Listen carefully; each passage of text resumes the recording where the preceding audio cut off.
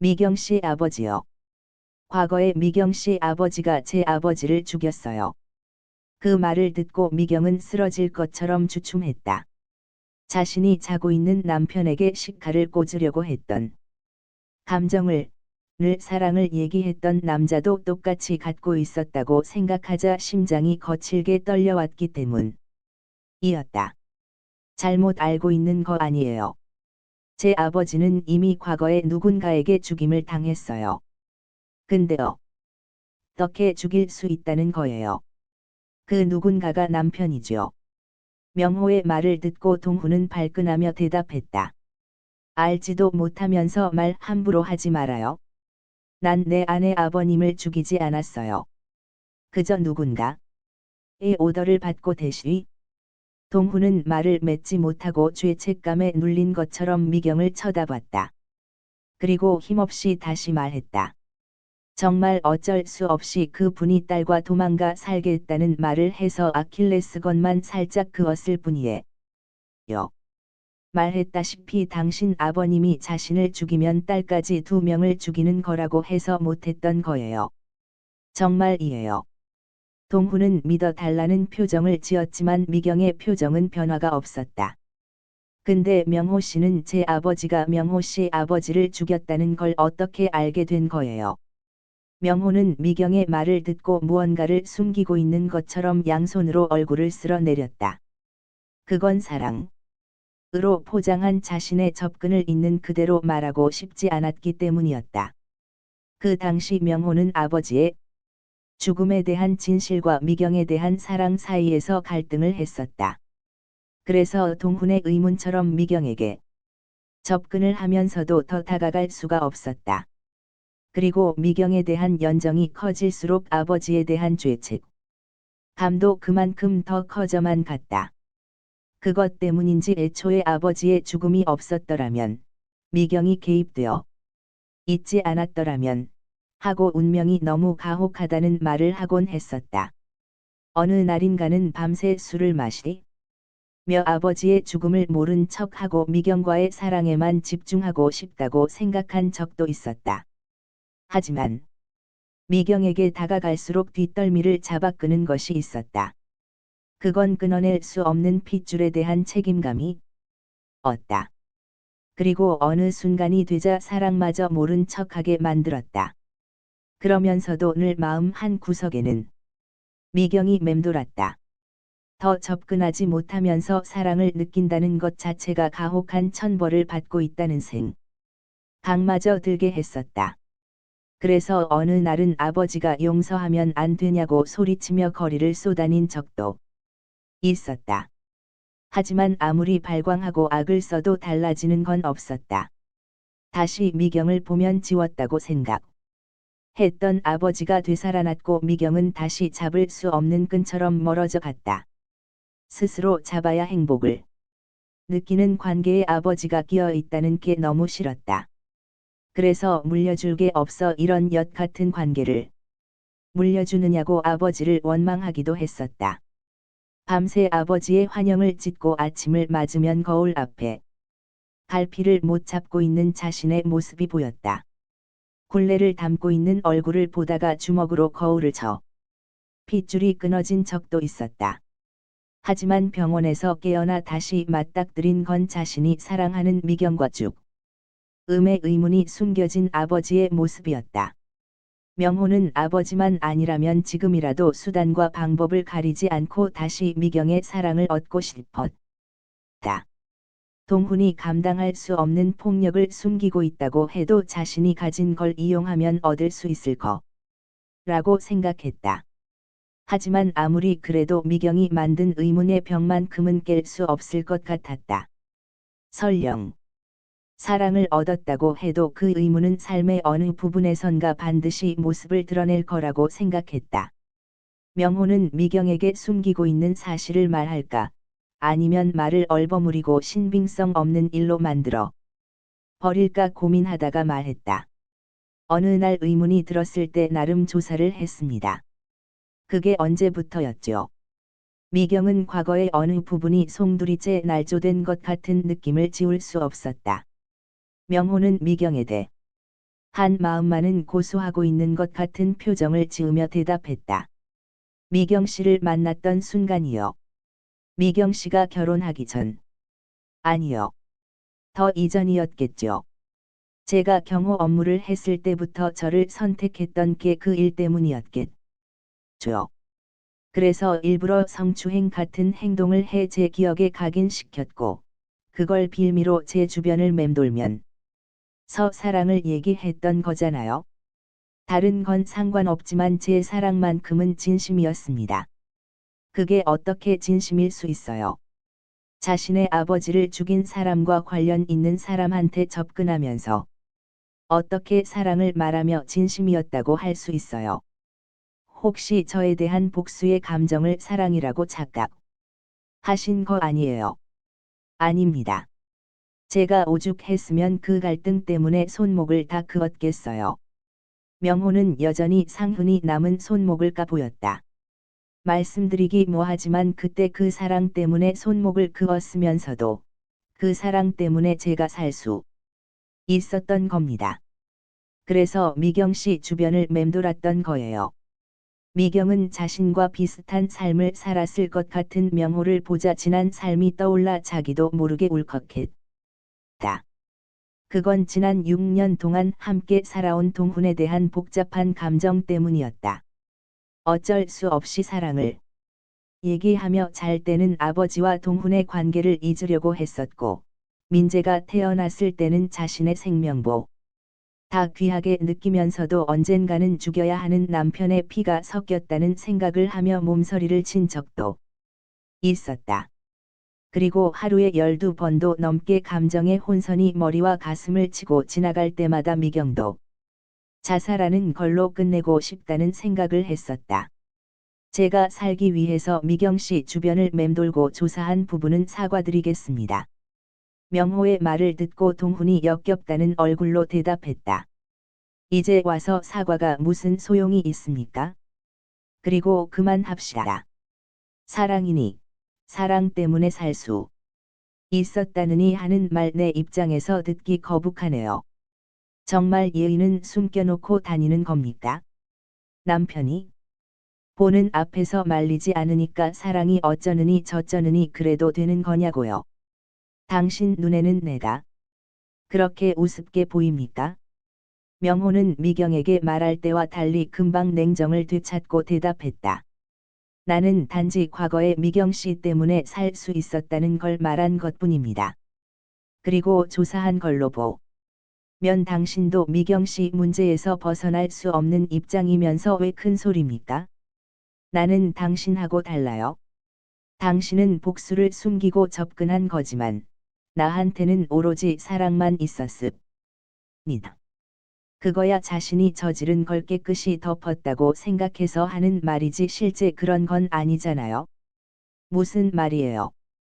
뭘 덮고 뭐가 실제가 아니라는 거예요. 내 입으로 말해줘야 돼요. 당신이 미경 씨 아버님을 죽인 거요. 동훈은 가슴에 대못이라도 박힌 것처럼 굳어졌다가 미경의 얼굴을 본 뒤 말했다. 아니라고 말했는데도 또 그 소리요. 당신은 거북하겠지만 나도 조사해서 알고 있는 게 있어요. 동훈은 신빙성 없는 소리만 짓거리면 끝장내겠다는 얼굴로 명호를 쏘아 본 뒤 말했다. 이 상황을 당신 욕심을 채울 수 있는 기회라고 생각하면 다칠 수 있어요. 나중에 밝혀졌을 때 각오해야 할 부분도 생각하고 말하는 게 좋을 겁니다. 알겠어요. 그 말을 듣고 미경이 나서며 대답했다. 내 남편 얘기는 신경 쓰지 말고 조사해서 알고 있는 게 있으면 빼놓지 말고 말해봐요. 동훈은 초조한 얼굴로 미경을 쳐다봤다. 그 상황에서 자신이 아무리 아니라고 해도 명호가 의붓 아버지와 같은 말을 하면 미경의 마음을 돌릴 수 없을 거라는 생각이 들었다. 여기서 생사람 잡고 얻을 게 있을 거라고 생각하면 내 손에 끝장날 수 있다는 거나 알아둬요. 나도 더 이상은 당신의 헛소리 참지 않을 거니까. 내 남편 말은 신경 쓰지 말고 말해요. 이 사람이 명호 씨를 끝장내는 순간 나도 내 남편을 여기서 끝장낼 테니까. 동훈은 서러움이 가득한 얼굴로 미경의 얼굴을 쳐다봤다. 미경은 독을 품은 것 같은 눈으로 어서 말하라는 듯 명호의 얼굴을 쳐다봤다. 명호는 금방이라도 달려들 것 같은 동훈과 말을 안 하면서 람 취급을 안 할 것 같은 미경을 보다가 말했다. 말을 잘해도 작살날 것 같고 못해도 큰 걸 잃을 것 같으니 이왕이면 말을 하고 잃는 게 나을 것 같네요. 이건 내 입방정일 수도 있고 엇보일 수도 있습니다. 어쨌든 확실한 증거가 있는 것도 아니고 신빙성을 확보한 것도 아니에요. 그저 조사하면서 들은 얘기일 뿐이에요. 당시 그 사건 주변에 있던 사람들을 수소문한 적이 있었어요. 그때 한결같이 웬 젊은 남자가 미경씨 아버님 같은 사람을 끌고 소래포구 창고로 들어갔다는 겁니다. 그 외에 다른 사람은 그 주위에서 본 적이 없다고 했어요. 그럼 어떻게 된 건지 뻔한 거 아니에요. 거기에 있던 젊은 남자에 대한 단서를 미경 씨가 갖고 있다면 그건 알아서 생각하시면 됩니다. 저는 그 이상은 모르니까요. 동훈은 명호의 말을 듣고 표정 없이 안도했다. 그건 아내에게 말한 부분에서 조금도 더 나아가지 않았기 때문이었다. 하지만 명호의 말을 들은 미경은 동훈의 생각과 달랐다. 먼저 의부사버지로 부터 남편을 보호하려 했던 생각부터 희미해져 가는 걸 느꼈다. 동훈도 그러한 미경의 변화를 금방 알 수 있었다. 명호 씨 말에 대해 할 말 있으면 해봐요.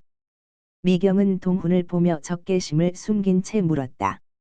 동훈은 아내의 눈을 보며 진심을 전달하려 했지만 미경의 눈은 조금도 흔들리지 않았다. 오히려 더 이상 의심을 키우지 말고 진실을 말하라고 다그치는 것 같았다.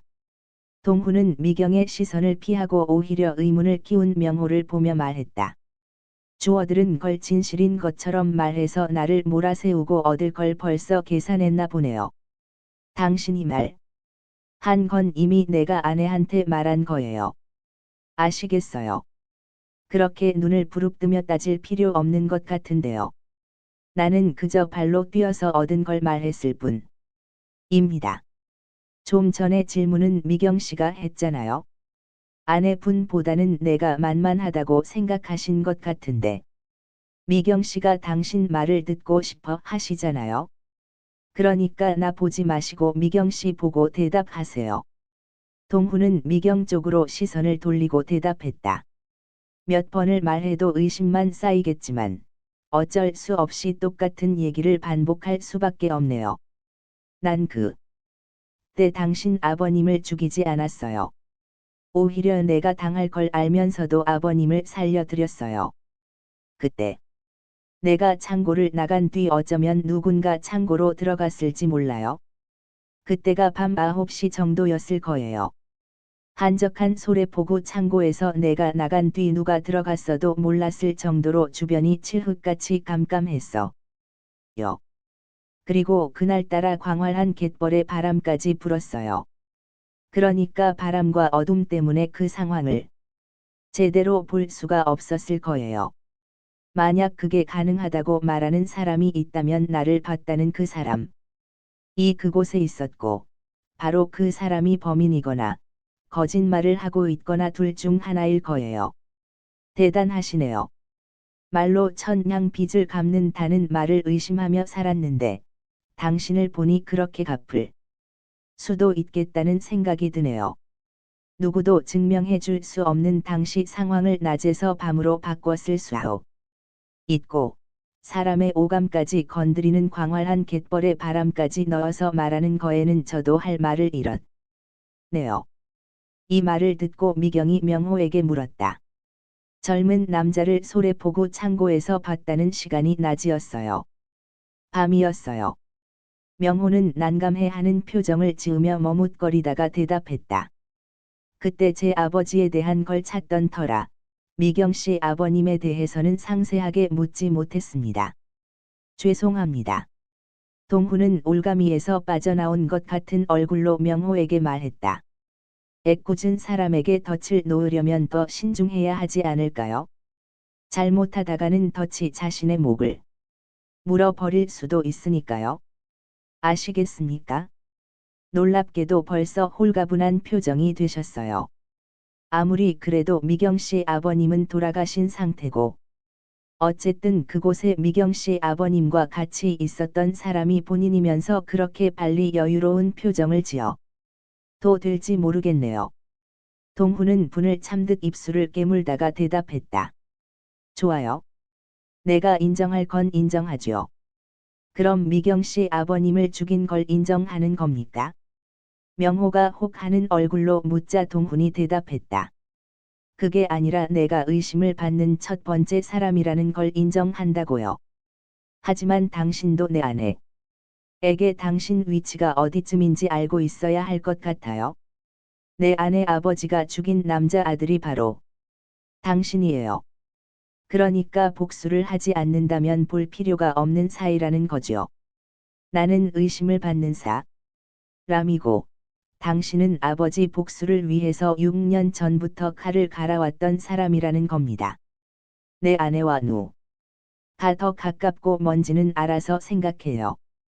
그리고 행여 내 아내한테 손톱만큼이라도 복수할 기미가 보이면 그때는 내가 당신을 죽여버릴 테니까 그렇게 알아요. 명호는 할 말을 잃은 것처럼 헛웃음을 지었다. 그때 아내가 무언가를 들은 것처럼 귀를 집중하다 가 말했다. 사람들이 건물 안으로 몰려들어오는 것 같아요. 동훈과 명호가 귀를 집중하며 멈추자 여러 명이 걷는 소리가 희미하게 들려왔다.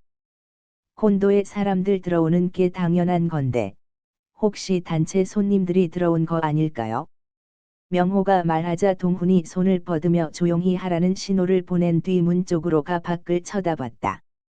복도에는 문 밖을 지키던 경호원 외에 지나다니는 사람은 보이지 않았다. 그런데도 여러 명이 걷는 발자국 소리가 희미하지만 멈추지 않고 들려왔다. 복도에는 다른 사람들이 보이지 않는데요. 미경이 창밖을 보자 콘도 앞마당 쪽도 이상한 징후는 보이지 않았다. 콘도를 이용하려는 차량 두 대에서 남녀가 내리는 게 전부였다. 과민 반응일 수 있지 않을까요?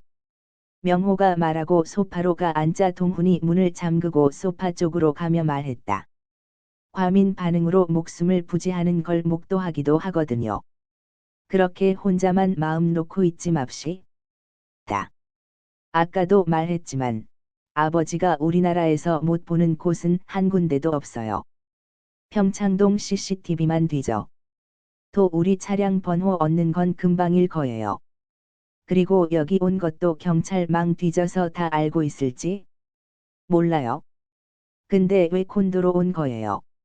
미경 씨가 다치신 것 같아 쉴 곳을 찾다가 침대 있는 곳이 나을 것 같아서요.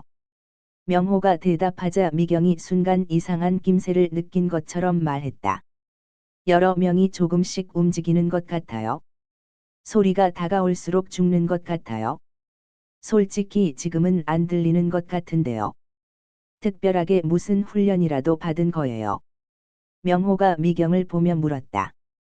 한때 복면을 쓰고 서바이벌식으로 생존 훈련을 받은 적이 있어요. 눈을 못 보는 사람들이 귀가 발달한다잖아요. 그것 때문인지 보통 사람들보다 2배는 민감한 소리를 들을 수 있는 것 같아요. 지금 다시 움직이네요. 와도 걱정 안 하셔도 됩니다. 밖에 제 경호원들 있잖아요. 들어오려면 경호원들부터 쳐야 하는. 네, 우리가 모르겠어요. 그렇긴 하지만 그 정도는 소리 없이 해치울 수 있을 텐데. 다시 움직이네요. 이 수법은 아버지가 훈련시킨 수법하고 같아요. 소리는 내면서 공격을 하지 않는 거예요.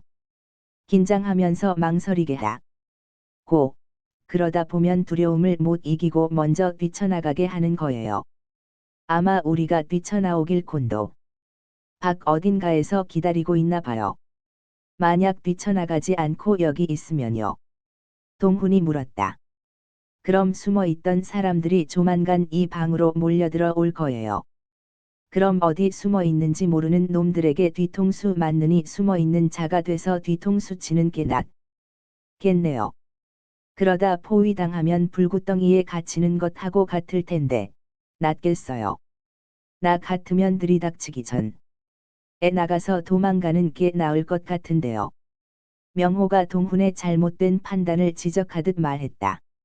그게 살 길 같으면 당신은 그렇게 해요. 난 숨어 있는 놈들을 상대하는 것보다 기다렸다가 들어 오면 빠져나갈 테니까. 동훈의 말이 끝나자 복도에서 사람들 쓰러지는 소리가 들려왔다. 그리고 바로 문이 부서질 듯 열리며 검은 양복들이 쏟아져 들어왔다. 두 사람 떠드는 소리에 못 들었잖아요. 미경이 말하며 달려드는 놈을 막고 팔꿈치로 놈의 얼굴을 가격했다. 들어오는 검은 양복들 수는 동훈이 판단을 잘못했다고 생각할 정도로 많았다. 동훈은 검은 양복들을 제압하며 주변을 둘러봤고 완강기가 설치된 쪽으로 가 완강기 지지대를 창밖으로 던졌다. 그리고 검은 양복들과 싸우는 아내에게 소리쳤다. 먼저 내려가요. 여긴 내가 맡을 테니까. 이 사람들 혼자서는 무리예요. 달리 방법이 없어요. 먼저 내려가서 우측 구석에 있는 내 차를 아래에 대줘요. 동훈이 검은 양복들을 쳐내며 말하고 차 열쇠를 미경에게 건네주었다. 미경은 동훈의 뒤쪽으로 가 완강기 로프를 잡고 밑으로 내려갔다. 동훈은 미경이 내려간 걸 확인한 뒤 검은 양복들을 상대하는 명호를 쳐다봤다. 그의 모습은 6년 전 경호원 뒤에 숨어있던 그때의 명호가 아니었다. 복수. 심에 불타서 몸을 만들었는지 아니면 미경을 빼앗긴 앙감음을 해주고 싶어서인지 모르지만 어쨌든 검은 양복들을 잘 쳐내고 있었다. 동훈은 명호 쪽으로 가 등을 맞대고 말했다. 얻어맞고 있으면 어떡하나 걱정을 했는데 옛날에 경호원 뒤에서 떨고 있던 모습이 아니어서 그나마 다행이네요. 6년 동안 누군가를 생각하니까 저절로 체력 단련이 돼서 말이에요. 그 누군가가 나 같은데 그럼 나한테 고마워해야겠네요. 그때의 내가 아니었으면 지금 혼자만 얻어맞고 끌려갔을 텐데 말이에요. 공치사는 그만두고 빠져나갈 다른 방도를 생각해야겠어요. 안 그러면 당신도 개처럼 끌려갈지? 몰라요. 명호가 지쳐가는 얼굴로 말하자 동훈이 대답했다. 먼저 내려간 아내가 차를 준비하면 신호를 보낼 거예요. 그럼 저기 있는 로프 잡고 내려가면 돼요. 동훈과 명호가 검은 양복들을 쓰러뜨리고 있을 때 창밖에서 클렉슨 소리가 들려왔다. 순간 동훈. 이 완강기 로프를 잡고 밑으로 내려가자 명호도 잽싸게 뒤를 따랐다. 꽤 시간이 지나서인지 검은 양복들이 밖에도 많이 내려와 있었다. 미경은 달려드는 검은 양복들을 뿌리치기 위해 엑셀을 밟고 사이드 브레이크를 잡으며 차를 회전시키고 있었다.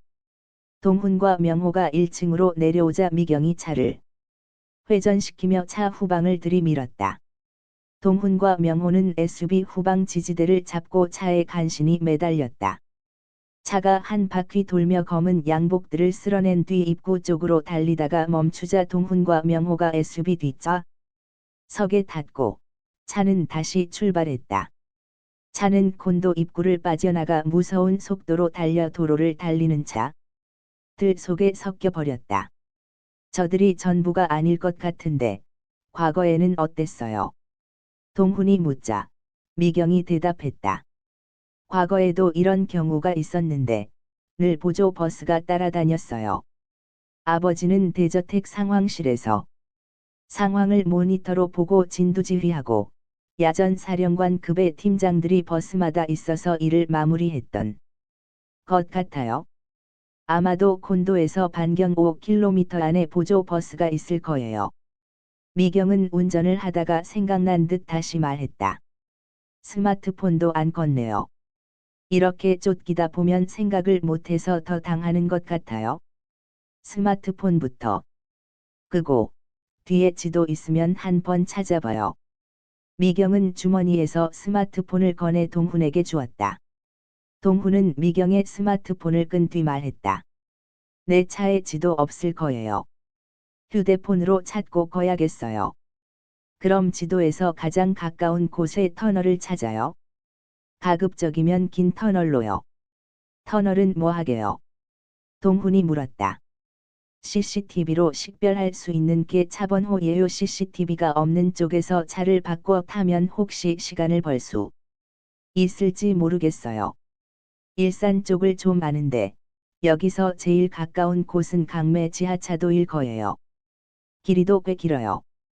미경은 내비게이션에 강매 지하차도를 찍고 엑셀을 밟았다. 차가 한참을 달린 뒤 강매 지하차도 안으로 들어갔다.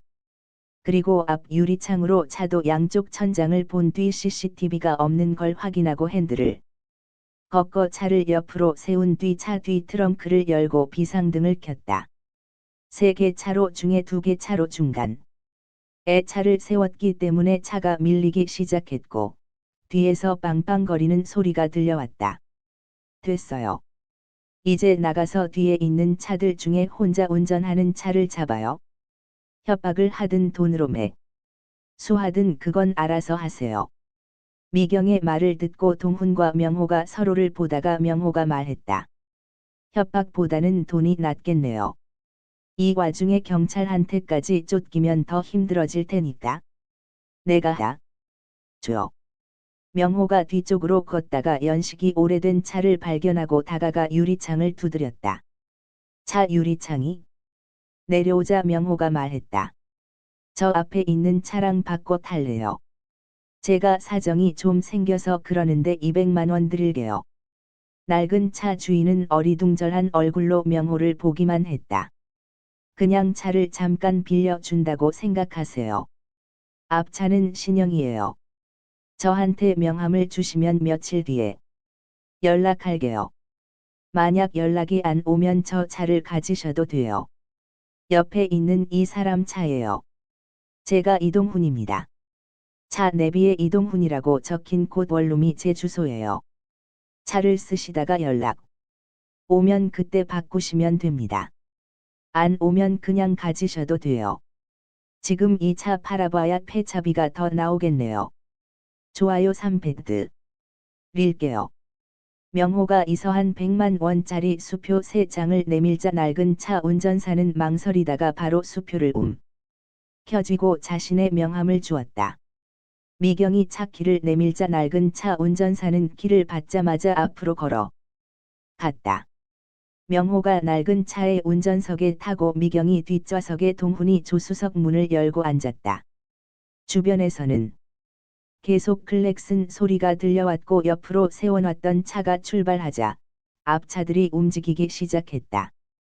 명호가 운전하는 차도 다른 차의 뒤를 따라 터널을 빠져나갔다. 동훈과 미경은 혹시라도 밖에 있는 CCTV에 찍힐까봐 창문 아래로 자세를 낮추고 있었다. 차는 지루할 정도로 국도를 돌고 돌아 동두천시와 포천시를 거쳐 양평군에 있는 양평 골짜기로 들어갔다. 동훈은 인적이 드문 산 쪽으로 들어가는 차가 이상해서 명호를 보며 물었다. 지금 어디를 가는 겁니까? 숨어 있기 좋은 곳이 있어요. 거기서 몸도 추스르고 편히 쉴 수 있을 거예요. 비포장 도로 때문에 차가 출렁거리는 걸 느끼며 동훈이 물었다. 직선으로 와도 될 텐데 그렇게 한참을 돌아서 겨우 이런 곳입니까? 그리고 이런 곳에 무슨 런 시설이 있단 말입니까? 길가에는 소나무들이 들어차 있어서 햇빛까지 차단할 정도였고 그림자진 비포장도로가 음산한 느낌까지 들게 하는 곳이었다. 동훈은 이상한 김새라도 느낀 것처럼 명호를 곁눈질로 주시했다. 그건 한 차로 도망은 가지만 여전히 출구를 찾을 수 없는 관계고 셋 중에 한 사람이 다른 생각을 해도 하나도 이상할 게 없는 사이라는 걸 알기 때문이었다. 미경은 새벽에 몰래 동훈을 죽이려는 걸미 룬 상태고 명호는 자신의 아버지를 죽인 걸 빌미로 미경에게 접근해 판단력을 시험하고 있었고 동훈은 미경의 아버지를 죽인 게 아니라는 걸 이 상황이 종료되기 전까지 어떻게든 밝혀야 했다. 거기다 동훈이 미경의 아버지를 죽인 걸 들었다는 말로 심기를 건드린 명호가 행여 의부사버지와 선이 닿아 있다면 궁지에 몰리는 건 시간 문제였다. 동훈은 차가 점점 골짜기로 들어가는 걸 보며 의부사버지에게 쫓긴 뒤에 계획이 길끝에 있다면 골짜기에서는 빠져나갈 길이 없을 거라고 생각했다. 왜 저를 그렇게 보시죠? 여기까지 동고동락하며 왔는데 100% 믿지는 못하더라도 최소한 의지?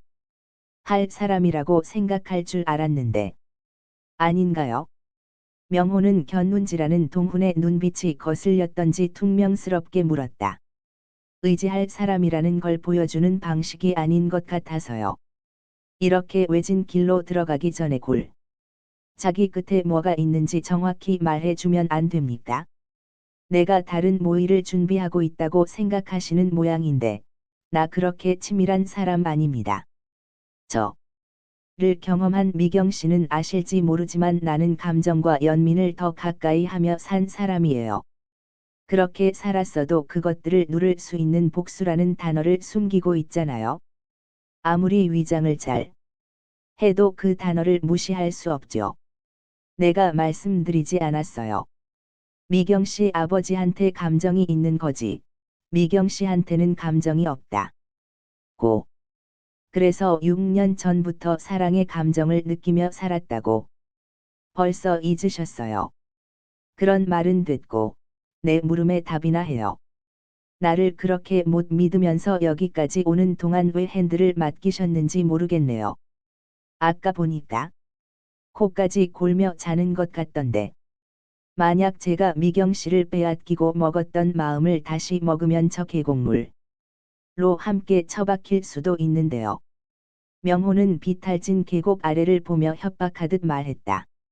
옆에 있는 계곡은 보기 힘든 비경이었지만 핸들을 꺾는 순간 비명조차 묻힐 정도로 아득해 보였다. 이래서 묻는 겁니다. 나와 내 아내는 상대에게 불신을 주는 말은 절대 하지 않아요. 왠지 알아? 가족이니까. 만약 내 아내가 비탈로 떨어지면 내가 뒷수습을 해야 하고 내가 떨어지면 아내가 뒷수습을 해야 돼요. 그래서 당신처럼 빈말이라도 서로에게 위협이 되는 말은 하지 않습니다. 명호는 콧김까지 넣으며 비웃다가 대답했다. 그런 책임의식이 부부지간에 있더라도 간혹 부부지간에도 극단적인 선택은 있던데요. 미경 씨? 한테는 죄송스러운 말이지만 결국 그 선택 때문에 여기까지 온 거 아닙니까? 명호 씨가 원하는 게 뭐예요? 참고 있던 미경이 화난 목소리로 물었다. 저 원하는 거 없습니다. 단지 저를 못 믿는 남편분한테 화가 나서 한 말입니다. 기분이 나쁘셨다면 미경 씨께는 사과드리겠습니다. 남편분한테는 말고요.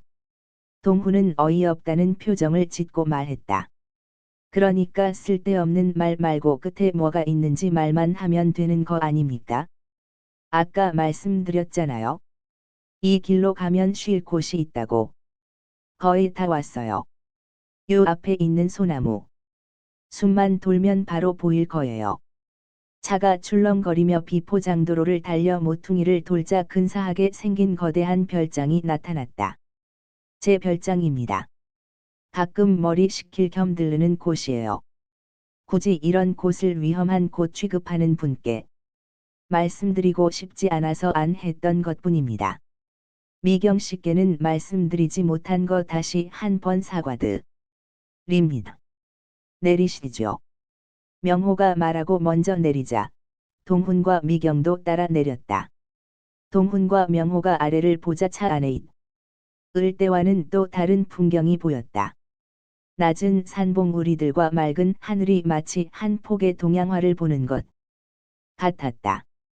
자연을 훼손하면서 돈 꽤나 쓰셨겠네요. 동훈은 감탄했던 감정을 누르고 말했다. 자기 산 깎아서 조경한 것뿐인데 그걸 자연 훼손이라고 할 수 있나요? 자세히 보시면 물 흐르는 길과 고목들은 건드리지 않고 했으니까 안심하셔도 됩니다.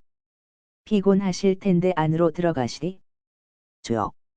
아무리 봐도 여기를 알고 쳐들어오면 빠져나갈 길이 없을 것 같은데. 동훈은 마음에 들지 않는 듯 혼잣말로 중얼거렸다. 정말 그렇게 보신다면 거기서 아내를 위해 보초라도 서세요. 제가 미경 씨를 위해 집을 구했으니까 그 정도는 해주실 수 있잖아요. 누가 오면 소리쳐 주세요. 미경 씨 그만 들어가시죠. 명호는 미경 앞으로 손을 내밀고 말했다. 미경은 계속 꼬투리만 잡았던 동훈을 힐끔 보고는 모르는 사람을 보듯 걸어갔다. 동훈은 그 모습을 보며 씁쓸한 미소를 짓고 따라 올라갔다. 6. 별장은 실내도 대리석으로 장식된 곳이 많아서인지 특급 호텔에 온 느낌을 지울 수 없게 했다. 정말 돈이 좋긴 좋군요. 핸들을 돌리면 별장이 나타나고 외관도 근사한데 실내까지 특급 호텔 느낌이 나고 창문으로 보이는 전경도 절경이고 거실에 있는 석상들도 근사하고 나무랄 데가 없네요. 동훈은 실내를 평가하는 것처럼 말했지만 실제로 동훈의 눈은 숨겨져 있을지 모를 위험을 찾는 중이었다. 계획을 갖고 있다고 해도 명호 혼자서는 자신과 아내를 상대하기 힘들 거라고 생각했다. 그리고 도망 오는 중에 누군가에게 신호를 보냈다면 사람이든 무기든 숨겨져 있을 게 틀림없었다. 저 2층에 객실이 있나 보죠. 동훈이 묻자 명호는 심기가 불편한 얼굴로 대답했다. 회사 사람들하고 야유회 와서 묵는 방이 위에 있습니다. 아마 오늘 밤 방 하나씩 차지하고자 할 겁니다. 올라가서 봐도 되겠습니까? 아내가 잠자리가 바뀌면 잠을 못 자는 성격이라서 말입니다. 보고 싶으면 보세요. 일주일에 한 번씩 청소하는 사람을 보내서 관리하는 편이라 웬만한 호텔 보다 깨끗할 겁니다. 그동안 저는 식사를 준비할 테니 내 집이다 생각하고 지내세요. 그리고 혹시 라도 의심스러운 곳이 있으면 마음껏 뒤져보셔도 되고요. 명호는 동훈의 생각을 알기라도 하듯 말했다. 그리고 미경 쪽으로 시선을 돌리고 다시 말했다. 미경 씨 소파에 잠깐 앉아 계세요. 제가 금방 식사 준비해 드릴게요. 아니요. 식사라면 제가 할게요. 아닙니다. 제 집에 온 손님이신데 마땅히 제가 해야지요. 여기 별거 없습니다. 그냥 밀키트로 된 얼린 스테이크 몇 개 있을 겁니다. 앉아 계세요. 미경은 미안해하며 명호를 보다가 2층으로 올라가는 동훈 쪽으로 시선을 돌렸다. 그리고 동훈과 시선이 마주치자 적당히 하라는 듯 인상을 찡그리며 고개를 저었다. 동훈은 아내의 표정은 아랑곳없이 2층에 서서 카펫이 깔린 복도 양옆으로 6개의 방이 있는 걸 보았다. 그러다 뒤를 돌아보며 경계하고는 첫 번째 방문을 열었다. 거기에는 작은 침대와 의자 2개와 티 테이블이 놓여 있었고 자주색 커튼이 길게 쳐 있었다. 한기를 막기 위해 쳤으리라고 생각하면서도 창 쪽으로 가 커튼을 열어보았다. 창밖으로 10m 거리의 계곡이 흐르는 모습이 보였다. 아무래도 이쪽으로 올라오기는 힘들 거라는 생각을 하며 커튼을 쳤다. 특별한 게 없는 것 같자 그 방을 나와 맞은편 방문을 열고 들어갔다. 그 방에도 똑같이 침대와 의자 2개와 티 테이블이 놓여 있었고 긴 커튼이 쳐 있었다. 그리고 맞은편 방에는 없던 책상 하나가 놓여 있는 모습이 보였다. 동훈은 책상 앞으로 가 책꽂이에 꽂힌 지도책 한 권을 보다가 무심코 책상 서랍을 열었다. 거기에는 뜻밖에도 낡은 사진 2장이 놓여 있었다. 동훈은 사진을 집어보고 깜짝 놀랐다. 그건 사진 속에 자신의 아버지가 있었기 때문이었다. 아버지는 어쩌다 집에 왔을 때와 달리 의기양양한 얼굴로 양옆에 있는 남자들 어깨를 양팔로 감싸며 웃고 있었다. 다른 사진에도 아버지는 코트자락을 날리며 앞에 본 사진에 실린 남자 둘과 서 있었다.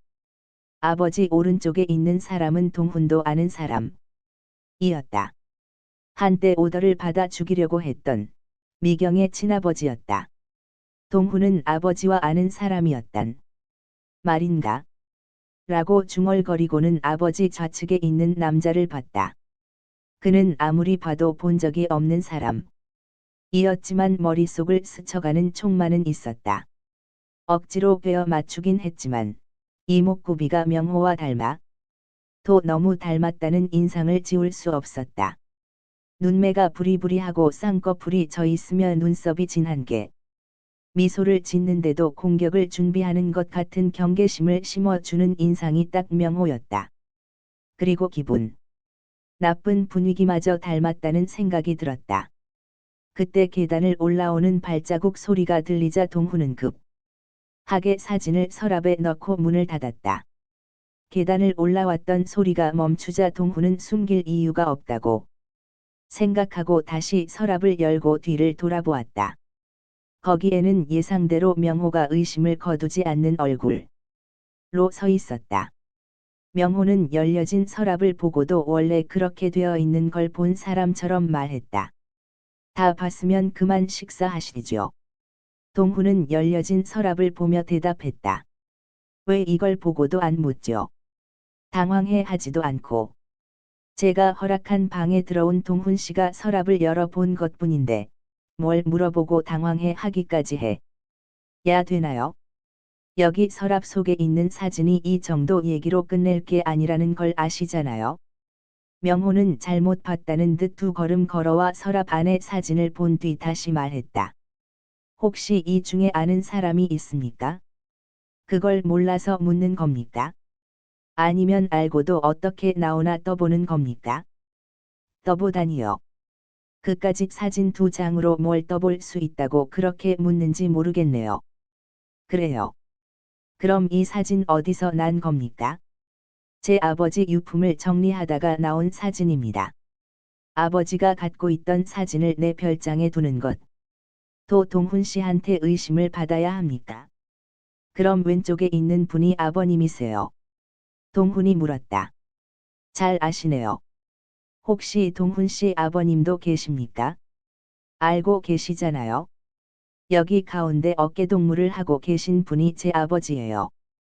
동훈의 말이 끝나자 미경이 들어와 사진을 보며 말했다. 식사가 중요한 게 아니었네요. 혹시 미경 씨 아버님도 여기 계신가요? 명호가 물었다. 오른쪽에 계신 분이 제 아버지예요. 그러고 보니 이렇게 모여 있는 게 우연이 아니었네요.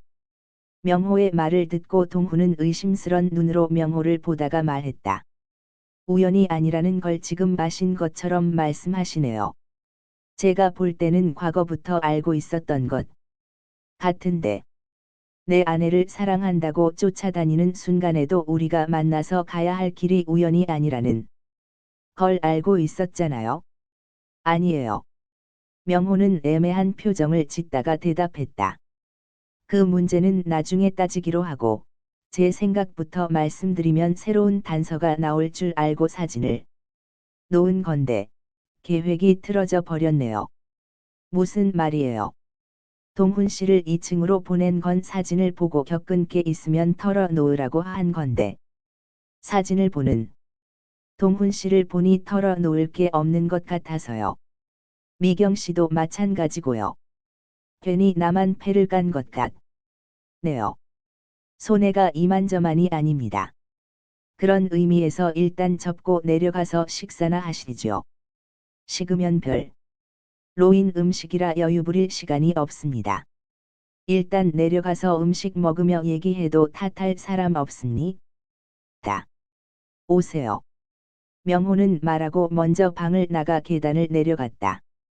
동훈과 미경은 서로의 얼굴을 보다가 동훈이 낮은 목소리로 말했다.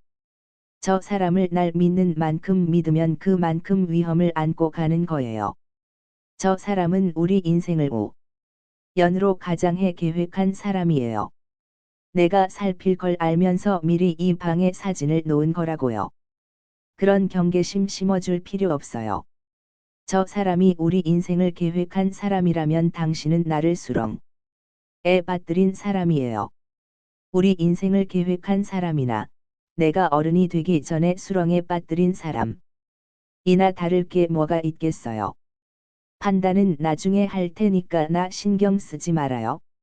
미경은 단호하게 말하고 방을 나갔다. 그녀는 이런 관계로 살 줄은 몰랐다고 생각하며 계단을 내려갔다. 지난 6년 동안 그녀 주변에 머물렀던 남자는 2명이었다. 한 명은 6년 동안 사랑을 얘기하며 산 남편이고, 다른 한 명은 자신을 사랑했다고 말하며 쫓아다녔던 남자였다. 한 명은 사랑으로 포장한 커플이 벗겨지면 죽여야 하는 남자고, 다른 남자는 사랑이라는 커플로 위장해 우연과 계획을 설계한 사람이라고 생각하자 미경은 인생이 허망하다는 생각마저 들었다. 명호가 식탁 앞에 있다가 미경이 다가오자 의자를 빼주며 말했다. 배고프실 텐데 어서 앉으세요. 미경이 앉으려고 하자 명호가 의자를 밀어 넣어 주었다. 그 모습을 보며 동훈이 인상을 찌푸렸다. 동훈 씨도 어서 앉으세요. 배고픈데 사람 기다리게 하는 것도 예의가 없는 겁니다. 동훈은 달려들어 멱살이라도 잡고 아는 걸 털어놓으라고 소리라도 치고 싶었다. 하지만 인상을 구기고 있는 아내의 얼굴을 보자 그렇게 못하고 빠른 걸음으로 가 의자에 앉기만 했다. 인스턴트 스테이크라도 김날 때 먹어야 제 맛인데 많이 식었네요. 그래도 다시 데우면 수분이 빠져 질겨지니까 그냥 드시죠.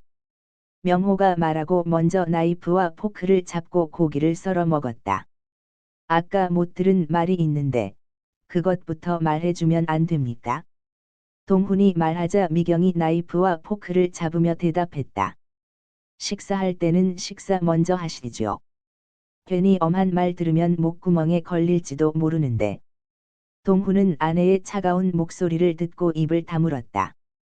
먹을 때는 걔도 안 건드린다는데 그까짓 말이 뭐 중요하다고 보채시는지 참. 그냥 식기 전에 드세요. 나중에 다 말씀드릴 테니까. 동훈은 아내의 말을 이용해 자신을 밟는 것 같은 명호를 보고 나이프와 포크를 잡고 고기를 썰었다. 그러다 문득 어떤 살기라도 느낀 것처럼 거실 구석으로 고개를 돌렸다. 그 모습을 보고 미경은 심상찮은 표정을 지으며 동훈이 보는 쪽을 보았고, 명호도 먹던 걸 멈추고 그쪽을 보며 물었다.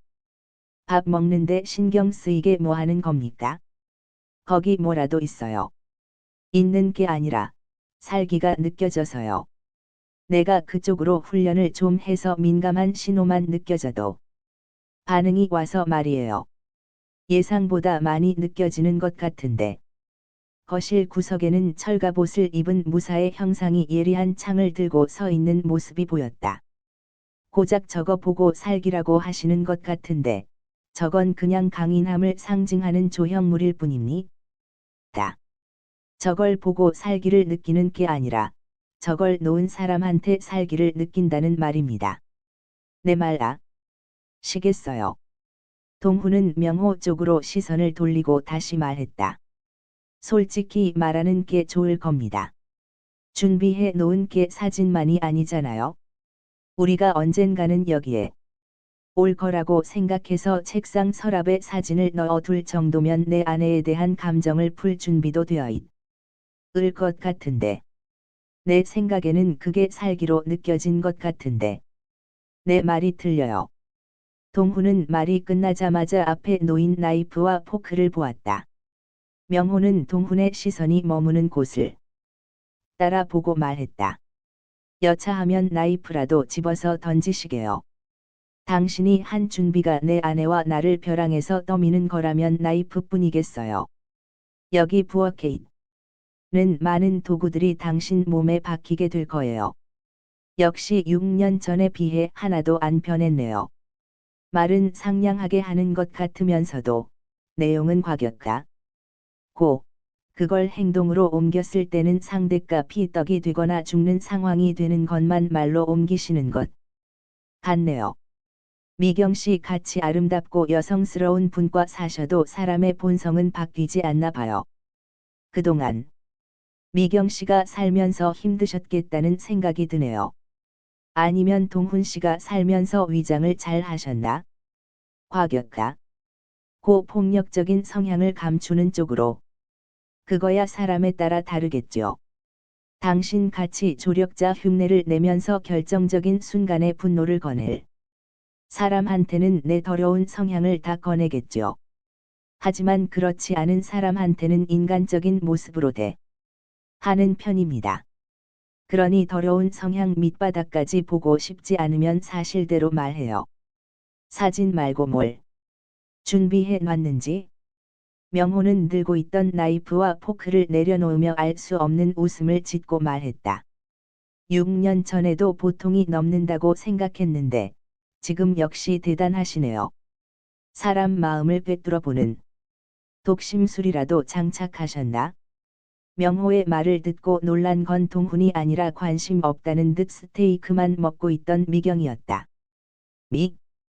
경은 휴지를 뜯어 씹고 있던 고기까지 뱉고 말했다.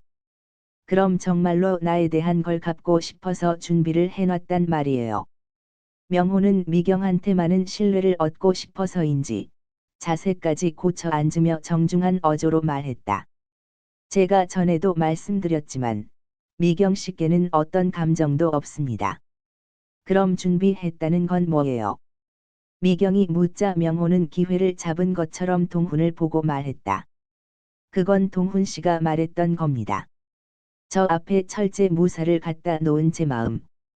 그게 무슨 말이에요? 알아듣게 말씀하세요. 미경의 말을 듣고 명호는 너무 빠르다는 생각을 하며 난감해 하다가 대답했다. 참 계획대로 안 되네요. 저는 스테이크 식기 전에 식사하고 할 생각이었는데 남편분께서 이 너무 좋으신 바람에 식사도 못하게 생겼네요. 사실 저기 있는 철제 무사를 갖다 놓은 건 과거에 동훈 씨한테 당한 걸 갚아주기 위해서였어요. 지난 6년 동안 지우고 싶어 했는데 제가 지고는 못 사는 성격이라 지울 수가 없었어요.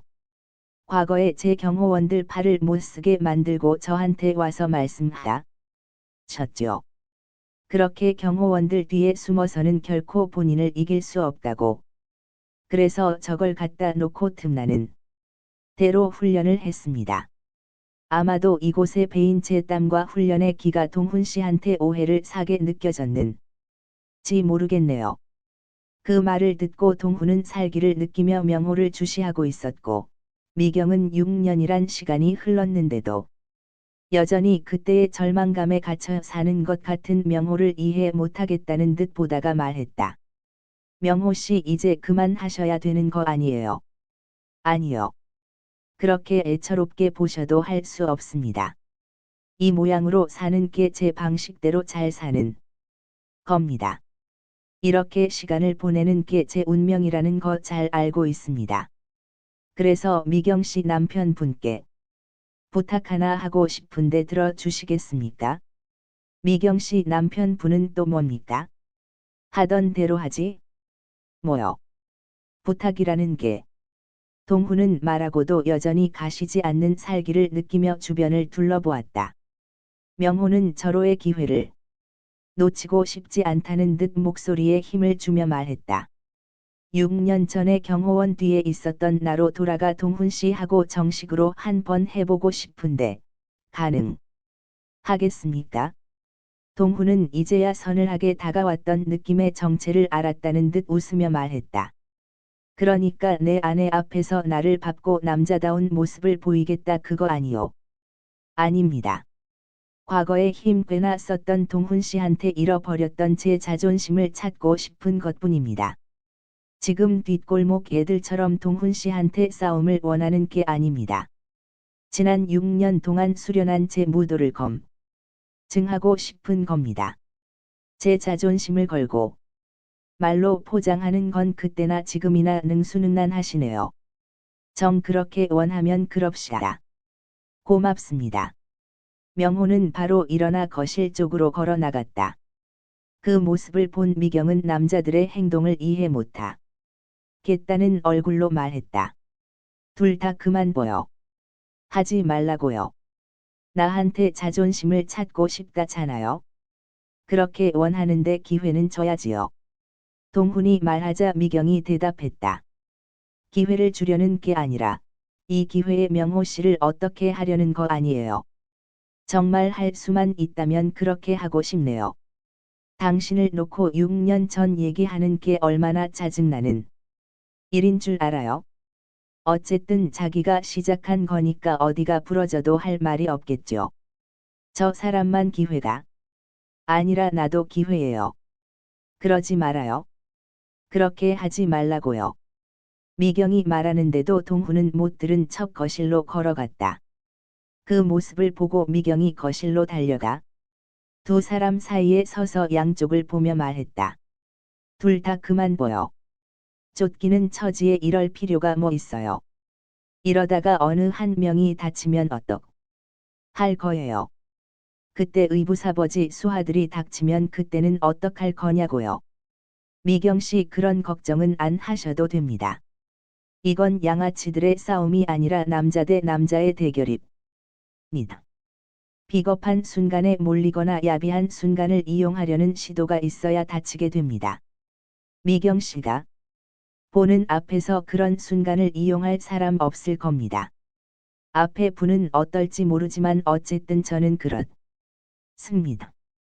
명호가 말하자 동훈이 비웃듯 웃고 말했다. 앞에 분께서 살기 위해 그렇게 선을 그어놨으니 기회가 생겨도 부러뜨리거나 몸 어딘가를 못 쓰게는 안 할 테니 걱정 말아요. 아니요. 남자들 이러는 거 정말 보기 싫어요. 내가 당신들 싸움에 내기로 쓰이는 애완동물쯤 되는 줄 알아요. 싸우기만 해요. 나도 이번에는 가만히 있지 않을 테니까. 미경은 단호한 어조로 말하고 식탁으로 가 앉아 관심 없다는 표정을 지으며 스테이크를 썰어 먹었다. 그때 거실 쪽에서 투덕거리며 싸우는 소리가 들려왔다. 그랬는데도 미경은 그쪽에 사람이 없다. 고 생각하는 것처럼 스테이크 먹는 데만 집중했다. 거실에서는 뼈와 뼈가 부딪히는 소리와 깨지는 소리, 소파가 밀쳐지는 소리와 마룻바닥에 나가 떨어지는 소리 등 과격한 소리가 들려왔다. 하지만 미경은 여전히 거실에 아무도 없다고 생각하는 것처럼 먹는 걸 멈추지 않았다. 그리고 식사를 다 했는데도 소리가 멈추지 않고 들려오자 거실은 보지도 않고 일어나 냉장고와 싱크대 찬장을 열어 보았다. 음식이라곤 라면 하나가 놓여 있지 않았다. 그때 싸우는 소리가 멈추고 두 사람이 마룻다. 닭에 쓰러지는 소리가 들려왔다. 미경은 접시를 싱크대에 놓고 동훈과 명호가 먹다만 스테이크 접시를 들어 쓰레기 봉지에 쏟아버렸다. 그리고 아무 일도 없었던 것처럼 접시를 닫고 있을 때 뒤쪽에서 발걸음 소리가 들려왔다. 얼굴에 피멍과 까진 자국이 생긴 명호가 텅 빈 탁자를 보고 물었다. 스테이크 안 먹은 건데 혹시 버리셨어요? 미경이 뒤를 돌아보며 대답했다. 두 분이 싸움에만 열중하셔서 다 드신 줄 알고 쓰레기통에 버렸는데 그거 한 입 밖에 안 먹은 건데. 명호가 말하자 옆에 있던 동훈도 피멍든 눈을 만지며 말했다. 나는 썰어 놓기만 한 건데. 그럼 진작 말씀하시지. 전 두 분이 싸움에만 열중하셔서 배가 부른 줄 알고 버린 건데. 어쩌? 죠. 찬장에 라면 하나가 안 남아있던데. 미경은 말하고 두 사람 사이를 지나가며 다시 말했다. 저는 스테이크로 배를 채웠으니 들어가 자야겠어요. 2층 왼쪽 첫 번째 방에서 잘 테니까 그런 줄 아세요. 미경이 계단을 올라가 2층 첫 번째 방으로 들어가자 명호가 말했다. 미경 씨한테서 6년 전의 모습만 기억하고 싶었는데 괜한 짓을 했나 봐요. 자업자득이네요. 고작 기억 때문에 자업자득이라고 합니까? 그러니 많은 재산을 소유하고도 혼자 사는 건지 모르겠네요. 무슨 말이에요? 함께 살다 보면 지금 같은 일만 있겠습니까? 동훈 씨는 나름 컨트롤을 잘 하셨나 봐요. 사실 힘들었죠. 때로는 없는 듯, 때로는 아내가 쳐놓은 담장 안을 안 건드리려고 노력하며 살았어요. 아내가 꽤 예민한 편이라 제 행동이 조금만 커져도 날 보는 시선이 달라졌거든요. 저 남자. 성격이 원래 이랬나? 따져보는 것 같아서 늘 조심했던 것 같아요. 그래서 6년 동안 문제를 안 들고 살았던 겁니다. 그게 궁금하긴 했는데, 이제야 좀 풀리네요. 뭐가요? 동훈 씨 인성이 문제가 있다는 게 아니라, 어쨌든 폭력을 이용해 일을 처리하는 분이었잖아요. 행여 집에서도 미경 씨한테 그러면 어떡하나 싶었는데 그러지 않아서 다행이라고요. 설령 했어도 경 씨 역시 당할 사람이 아니긴 하지만요. 잘못 알고 계시는 것 같은데, 어설프게 강한 척하는 남자나 집안에서 폭력을 쓰지. 진짜 강한 사람들은 집안에서 그런 짓 안 합니다. 방구석 여포라는 말 있잖아요. 그런 사람들은 부끄러운 줄 알아야 돼요. 그리고 저는 약자나 여자, 노인, 아이들에게는 한 번도 그런 짓을 한 적이 없습니다.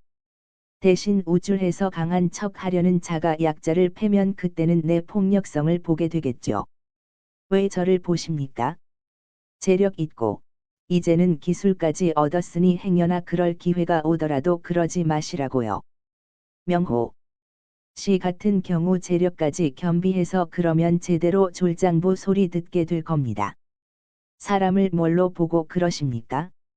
저도 여자나 아이들에게 폭력을 쓰는 남자들은 사람으로 보지 않습니다. 그거 하나는 저하고 통하네요.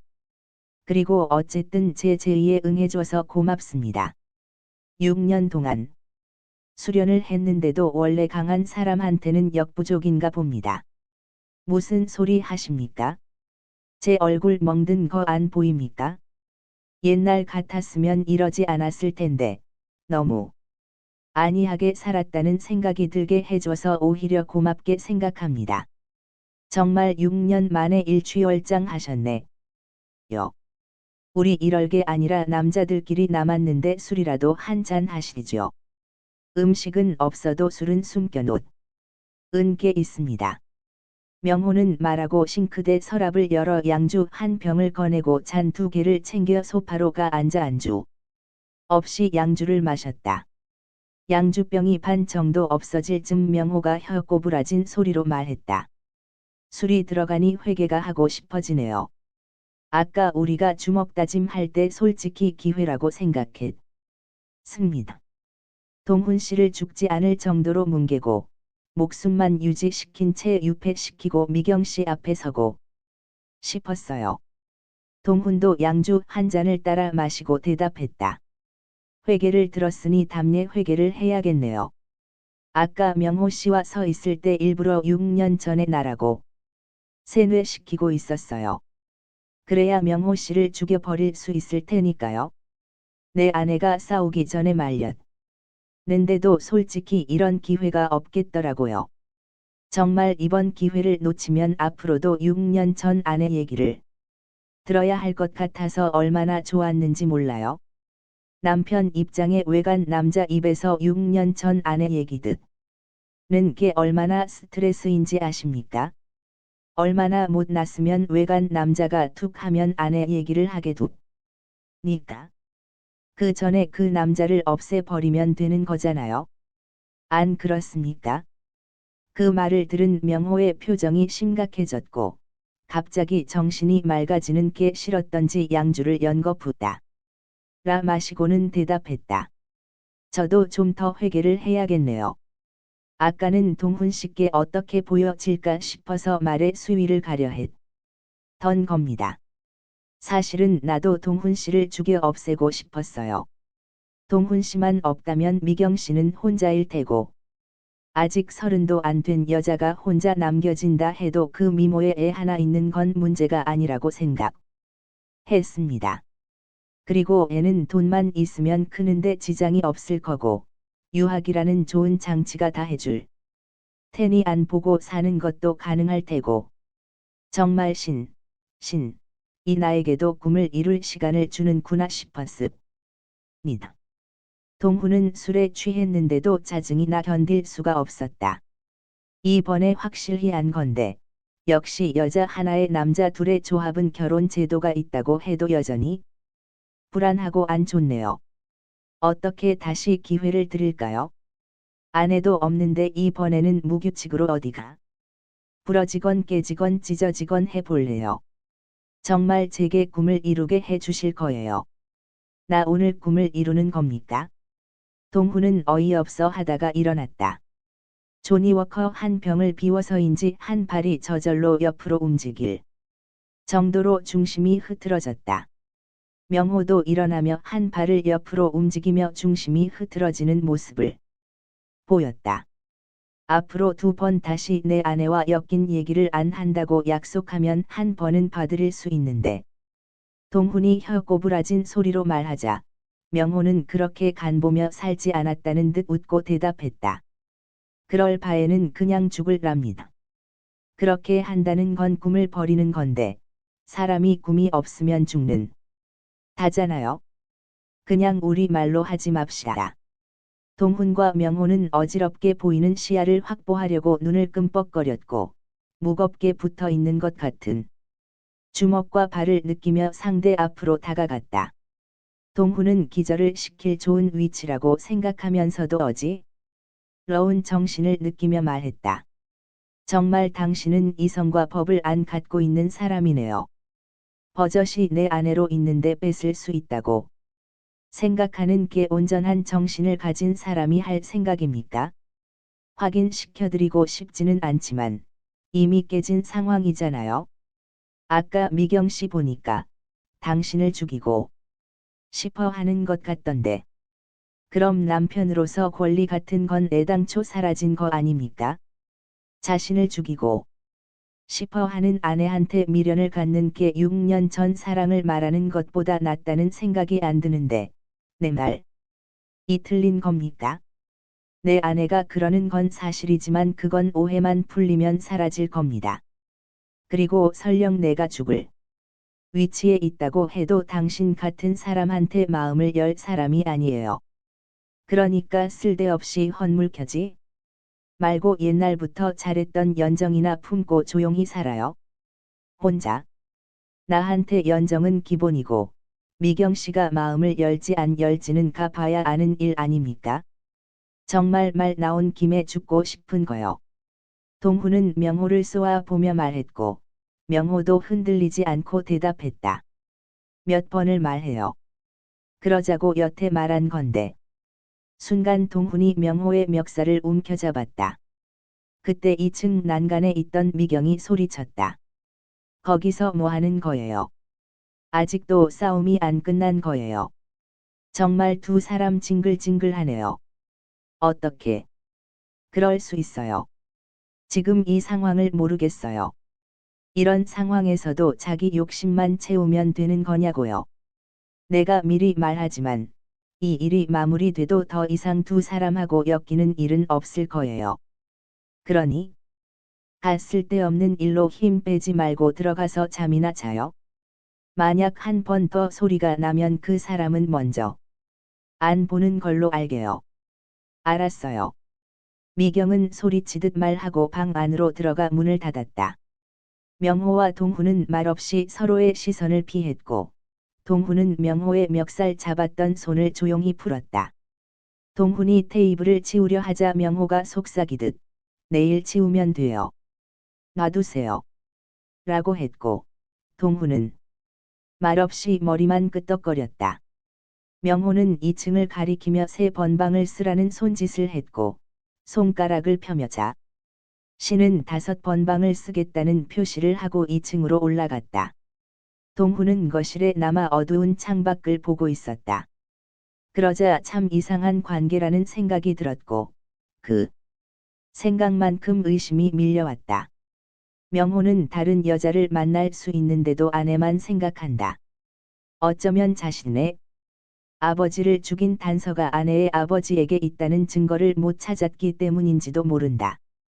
증거가 확했다면 아무리 아버지의 죽음에 무감각한 사람이라도 대놓고 아버지를 죽인 사람의 딸을 사랑한다고 말할 수 없을 거라고 생각했다. 동훈은 2층으로 올라가 당장 명호의 방문을 열고 물어보려다 아내가 한 말이 떠올라 참았다. 그는 창문들을 점검하고 잠긴 걸 확인한 뒤 2층으로 올라갔다. 계단이 나무로 되어 있어서 한 달을 옮길 때마다 나무 비틀리는 소리와 퉁퉁거리는 소리가 들려왔다. 첫 번째 방에 있던 미경은 그 소리를 듣고 명호와 동훈을 떠올렸다. 그리고 석연찮은 동행이라는 생각을 했다.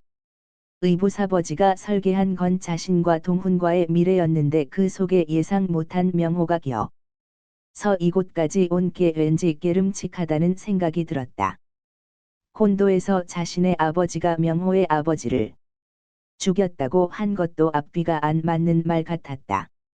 친아버지는 당시 쫓기는 입장이었을 텐데 그 입장에 서 의도적으로 명호의 아버지를 죽였다는 게 말이 안 된다고 생각했다. 굳이 맞춰보면 한 가지 이유밖에 없었다. 그건 자신의 아버지를 쫓다가 죽임을 당한 것이다. 그렇다면 아버지를 죽인 계명 호 아버지를 잘 아는 사람들 짓일 수 있다는 생각이 들었다. 동훈이 아버지의 아킬레스건을 끄는 뒤 아버지가 힘을 쓰지 못할 때 접근하면 쉽게 죽일 수 있었을 거라고 생각했다. 그 생각에 빠지자 그녀는 한숨이 나왔다. 처음부터 허물을 예견하고 벌인 일이긴 하지만 일이 마무리돼도 마음이 깨끗해질 것 같지 않았다. 7. 오전 9시가 되자 미경, 동훈, 명호 순으로 일어나 주방으로 내려갔다. 그리고 꼭 그래야 한다는 것처럼 순서대로 물을 마시고 텅 빈 냉장고를 본 뒤 식탁 의자에 앉았다. 아무것도 없는데 아침은 나가서 드시죠. 근처에 꽃게탕 맛있게 하는 집이 있습니다. 명호가 말하자 동훈이 대답했다. 지금 맛집 찾아다닐 상황이 아니잖아요. 그럼 어제도 굶었는데 아침까지 굶을까요? 먹는 건 나중에 생각하고 내가 어제 못 물어본 것부터 대답해봐요. 그게 뭔데요? 2층 서랍 안에 있었던 사진이요. 사진 속에 있는 세 분이 우리와 연관이 있다는 걸 언제부터 아셨습니까? 어젯밤이요. 그걸 믿으라고요. 내가 2층에 올라가서 사진을 보게 했다는 건 이미 사진 속 인물에 대해서 파악이 끝났다는 말이잖아요. 관계가 없는 사람한테 그렇게 하겠어요. 솔직히 말해 전에는 남의 말을 듣고 추측한 거고 어제는 당사자들이 직접 한 말을 들은 거잖아요. 그리고 동훈 씨나 미경 씨 둘 중에 한 분이 사진 속 인물들을 안다면 내 아버지의 과거를 더 자세히 알까 싶어서 한 겁니다. 근데 자신의 아버지는 알아봤지만 나머지 두 분에 대해서는 모르셨잖아요. 물론 동훈 씨야 미경 씨 아버님을 알아봤겠지만 말이에요. 그래서 나도 접은 겁니다. 거기에 무슨 의문이 남는다고 이러는지 모르겠네요. 명호의 말을 듣고 미경이 물었다.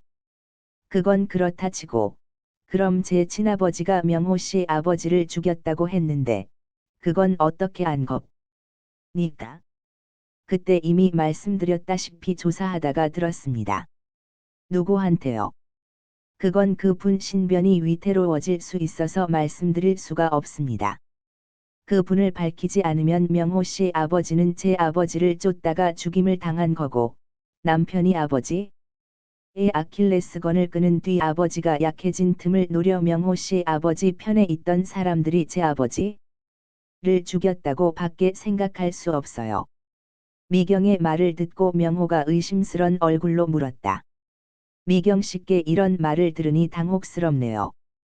콘도에서 말했을 때는 안 물어보시다가 갑자기 그렇게 결론 내린 이유가 뭐예요?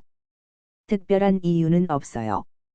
그때는 충격을 받아서 물어볼 겨를이 없었던 거고, 지금은 증거도 없이 제 아버지가 명호 씨 아버지를 죽였다고 하니까 저도 생각을 해본 겁니다.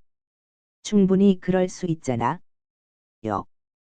그쪽 세계에 몸담았던 사람으로 충분히 가능하다는 생각이 듭니다. 비열하게 내가 살려드린 분을 내가 소래포구 창고를 나간 틈을 노려 죽이고 마치 내가 한 것처럼 꾸몄겠네요. 동훈이 미경의 말을 거들듯 말하자 명호가 거칠게 대답했다. 기회처럼 말하지 말아요. 내 아버지는 그럴 분이 아니세요. 비열하게 사람을 사주해서 아낄래. 스건이 끊어진 미경씨 아버님 같은 분을 죽이라고 시킬 분이 아니라고요. 그럼 그 사람이 누군지 말하면 되잖아요. 제 아버지가 명호씨 아버지를 죽였다고 누가 말했는지. 명호는 난감해하는 표정을 지으며 양손바닥에 머리를 파묻었다. 지금 그걸 말하지 않으면 우리는 계속 의심하다가 서로 물고 뜯고 죽일지도 몰라요. 미경은 물러나지 않을 기세로 명호를 보며 말했다. 명호는 콘도에서 성급히 말한 걸 후회하고 있었다. 그리고 무언가를 알아내려고 2층에 사진을 놓았던 것도 되돌리고 싶다고 생각했다. 만약 정보를 준 사람을 발설하면 동훈과 미경이 움직이는 순간 그 사람의 흔적도 사라질 것이다. 하지만 그렇다고 말하지 않으면 미경이 어떻게 나올지 그것도 두려운 일이었다. 만에 하나 이 일로 미경이 마음을 닫아버리면 미경과의 관계도 깨지고 동시에 미경을 잃는 상실감까지 얻을 게 틀림없었다. 그런데도 명호는 여전히 선택을 못하고 창밖만 보고 있었다. 정말 그 사람을 보호하고 저와 적이 되고 싶으신 거예요. 아니잖아요. 그냥 저희에게 말씀하시리. 고 저희와 함께 조사하시는 게 낫지 않겠어요. 미경은 함께라는 말을 강조해 그쪽을 잃지만 이쪽을 얻을 수 있다는 걸 보여주려고 했다. 옆에 있던 동훈도 거들었다. 이 일은 우리 세 사람이 얽혀 있기 때문에 절대 혼자서는 해결할 수 없어요. 아내와 내 과거를 모를 텐데 어떻게 조사할 수 있겠어요. 그러니 늘 치우친 정보만 듣고 와서 궁지에 몰리는 거잖아. 안 그래요. 그 사람이 말하면 죽을 수 있다고 했습니다. 그럼 두 분이 그 사람의 죽음까지 막아줄 수 있어요. 그럼 말 안 하면 해결이 됩니까? 여기서 우리 의심부터 걷어내지 못하면 나가지도 못할 텐데. 내 아내 의붓아버지한테 쫓기고 우리한테도 쫓기고 싶은 거예요. 그리고 함께 할 필요가 없다. 는 생각이 들면 당신을 감금하고 우리끼리 조사해서 찾을 수도 있습니다. 동훈이 말하자 명호가 어이없다는 표정을 지으며 대답했다. 어디까지 가나 들어보려다가 나중에는 죽이겠다는 말까지 나올까봐 그만 들어야겠네요. 좋습니다. 내가 조사한 것부터 말씀드리겠습니다. 아까 사진 보는 거 보니까 미경씨 아버님이 뭘 했던 분인지 모르시는 것 같던데 아십니까?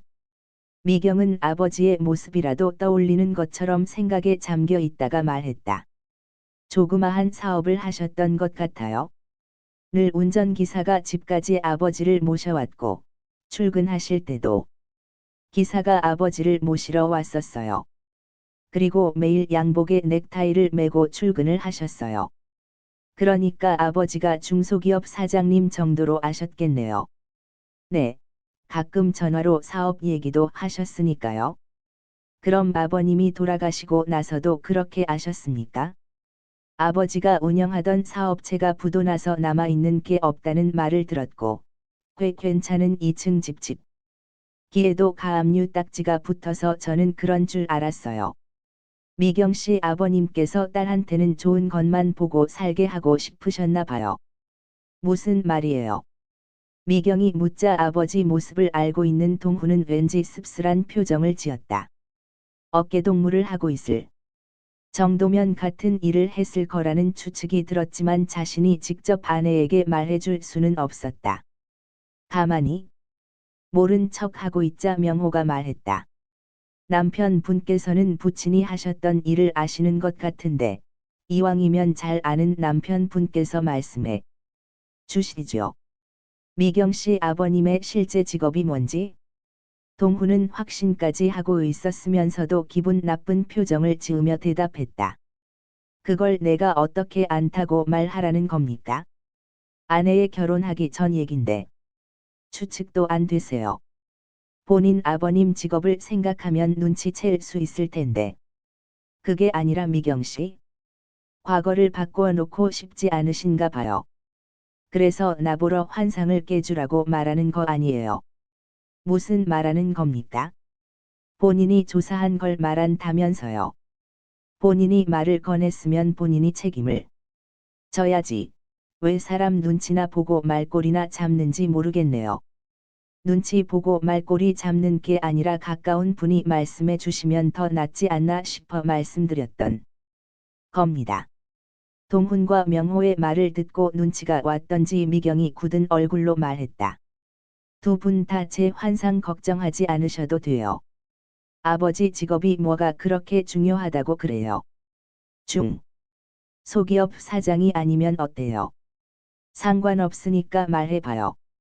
명호는 미경의 말을 듣고 어쩔 수 없다는 표정을 지으며 대답했다. 당시 미경 씨 아버님께서는 기업체로 위장한 거대 조직의 부두목격이셨습니다.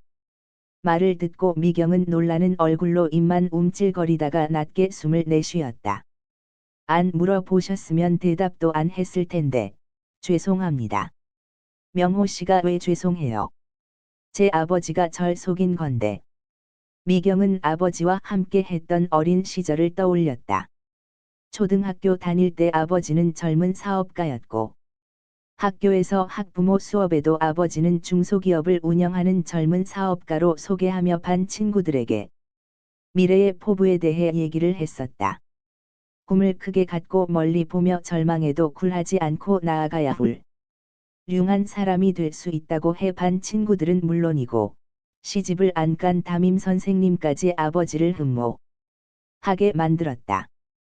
그리고 중학교 다닐 때도 아버지는 학교의 자치위원까지 하며 소풍 갈 때마다 선생님들의 도시락을 주문해 미경의 길을 살려주곤 했었다.